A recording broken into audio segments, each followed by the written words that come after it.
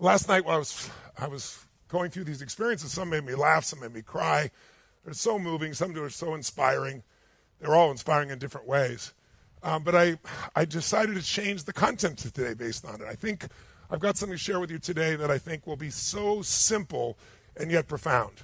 And I'm a passionate man about profound knowledge. I'll tell you why. Part of it is I always want to find tools to help people. And my experience is a little different than a lot of other people. When I'm recognized, people don't come up and go, "Oh, thanks a lot," or "I want an autograph or photograph." They want to tell me a story, or they want me to help them solve something right now in this moment. And so I'll tell you a funny story from probably almost 30 years ago. I was doing this seminar in a public hotel, and I went to the restroom to do the necessary. And as I'm standing there, this man, two over me is also standing there, and he's kind of groaning and stuff, and he looks up and he sees me, and he looks again. He goes, oh my God, you're Tony Robbins. Oh my God. He goes, I've been thinking of committing suicide. I think I need your help. And as he does it, he turns full stream and pees all down my leg. And I said, I think I can help you commit that suicide based on what you've done here. So over the years, I look for tools. I'm a big believer. If you want to jot down a simple phrase, complexity is the enemy of execution.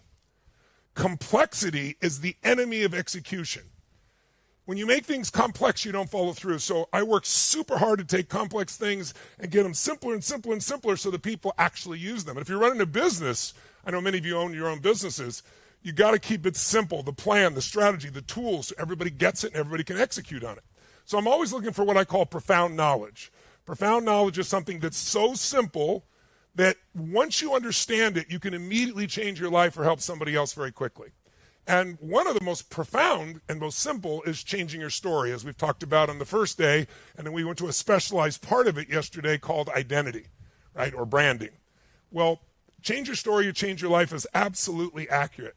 And you can change your story by bringing different parts of yourself to the story. How many have played a little more with the warrior or the magician? Yes. Or your king or queen? Good. Well, last night I was reading a woman named Cynthia. I think it was Cynthia Roderick is her name. She's down in Mexico. She's 80 years old. And her little story was that her husband of, I don't remember how many decades, he died this last December. And she said they used to go on these walks together at night, and it was such a special time, and she's never walked since that time. And she said, last night my warrior took over, and I went on a 2-mile walk, and I felt so connected to my husband. It was just so beautiful. Give it up for her. She was so Cynthia was part of the trigger for me, too, is if you understand the structure of a story, the story of your life, not just how you can change your story, but where you are in your own story, it can give meaning to things like the loss of a loved one. It can give meaning to the most painful things in life. Because somewhere, some of us have figured out, that we're not supposed to have problems. I tell people the only problem people really have is they think they're not supposed to have any. Problems are the things that wake us up from the mundane, from the day-to-day, and they make us, if we eventually are willing to face them, they make us grow and expand. They grow us spiritually, mentally, and emotionally. Something is always a problem until you go to a higher level of consciousness or awareness or a new belief, or new actions, or you get a new skill. And so the most important thing for us might be to understand where we are in that cycle. And if you study humanity, we have transferred our values always through history, through stories. Before there was any way to record those stories, it was stories that were told.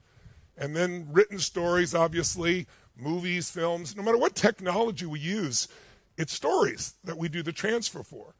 And if you've done any study, you know that all stories, all mythology, all stories across the world, they have different formats. Almost every story, if you read a religious book like the Bible or Bhagavad Gita or the Quran or any religious text, it's filled with stories. And what do those stories do? They tell us, here's a story of a warning, here's a story of an example. And so the first thing you want to think about yourself is my story right now a warning or an example? And the good news, if it's a warning, you still got time to make it an example. Not an example like everybody has to be that way, but an example of what's possible in the midst of challenge, in the midst of tragedy. Because just like the seasons have a purpose, we could have springtime all the time. It would be so easy, or fall all the time. Why do we have the hot summer in between that? Why do we have the freezing winter where it seems like you might not make it? Because they have a purpose in developing who we are and making us stronger and make us more alive. And so we have the night and then the day. Well, the same thing is true in the story of our lives. And so most stories, the most inspiring stories, are the stories that we remember throughout history in every culture. They're usually stories of going from slavery to freedom. Not necessarily literally that. It could be like the story of Gladiator. Here's this proud general, Roman general in charge, and all of a sudden things change. He's knocked to his knees and he's enslaved, and he becomes a gladiator. And he fights these battles within himself, not only the battles in the outside world, the battles within himself, the battles of external enemies and internal enemies. Those are the toughest ones. And in the end, he wins, he conquers, he helps to make a difference in Rome in his death, and he's unified with his wife and family once again, if you know the story. So these are the stories, but it might be somebody that was imprisoned, enslaved by fear in relationships, and they could never do it, and finally they broke out and they developed this relationship, and their life was never the same again, or happily ever after, as we all call it, right? So those are the stories that move us. And one of the things that's most important to remember about your story is the problems in your life are usually created because you have something you want to have happen, and there's an opponent. And there's three kinds of opponents, if you want to jot them down real quick. There's the external opponent, the obvious person who seems to be getting in the way of what you're doing. It could have been your boss or a coworker or somebody who works for you or a competitor or something of that nature. But then there's also the intimate opponent.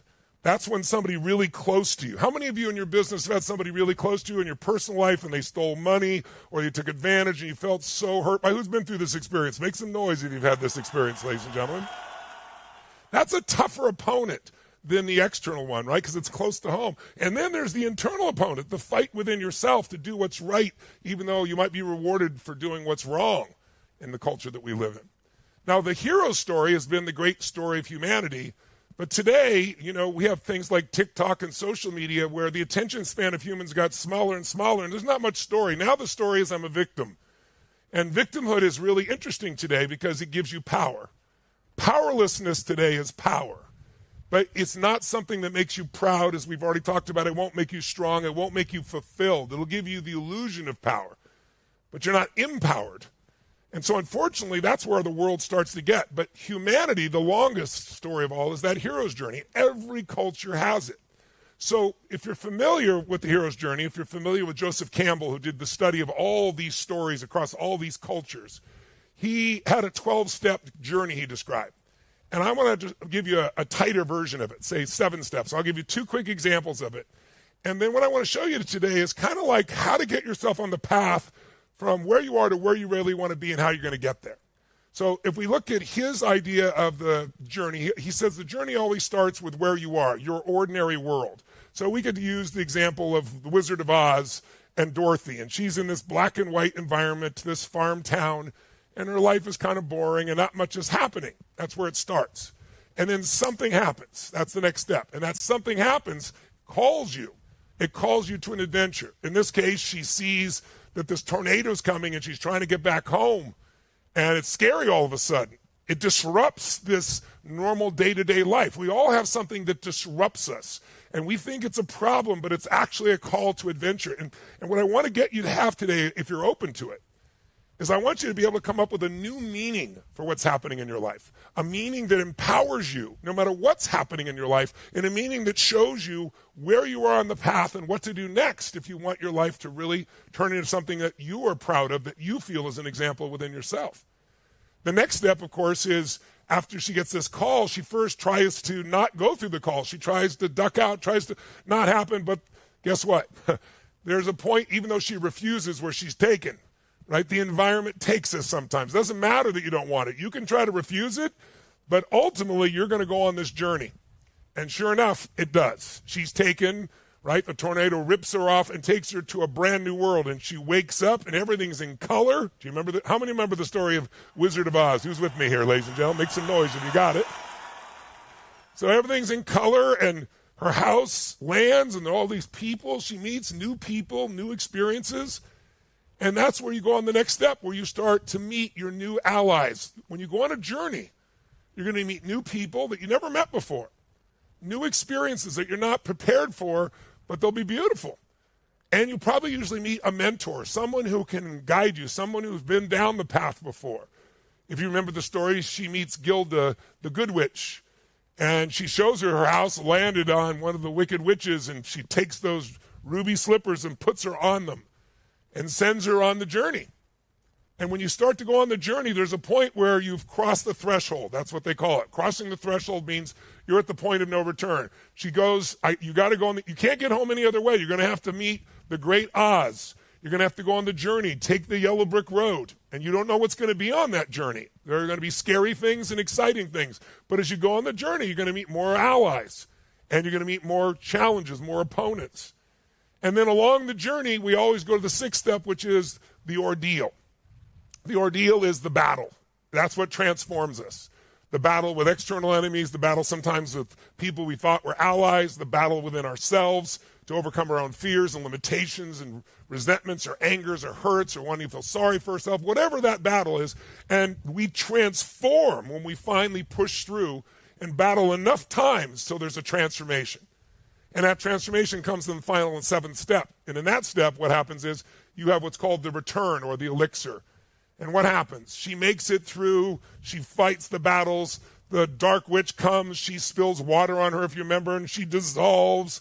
And then the monkeys that were attacking her all help her, and they take her to the beautiful city of Oz where she's going to meet this all-powerful wizard. And she goes behind the curtain and finds he's a little man, and he's totally ordinary. And he doesn't have any magical powers. But he reminds her that the magical powers everyone's seeking when they come to him are already in them. The scarecrow wants a brain, but he already has one. He's got wisdom. The lion didn't think he had courage, but by going on the journey, he found his courage. The Tin Man, finds this new level of strength. And for her, she forgets, she thought her world was so limited, and she discovers that the answers are inside. All she has to do is click her heels and repeat what? Do you guys remember? Put it in the chat box. What did she say?